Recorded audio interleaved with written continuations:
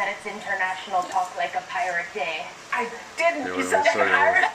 Oh, Okay, all right.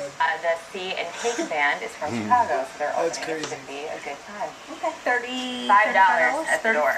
35 at the door. Okay, all right. It's a bike ride with a pirate theme. Yes, this is Chris and Allie's Pirate Ride. Okay. And I, matey, did you know that it's International Talk Like a Pirate Day? I didn't. You sound like an Irish. I sound like an Irish pirate. I know, I tried. Scallywag. Yes, there we go.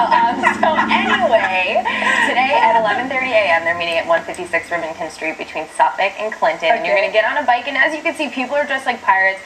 It's going to be fun. You're going to ride around the city and fight off other pirates through this transmitter that they have. They say bring an ID, bring some snacks, bring some water. You're going to get on the ferry at 1:30 to go to Governor's Island. And the big twist about this is that Chris and Allie, the organizers, are getting married today at 3 p.m. So they're inviting all of you to join.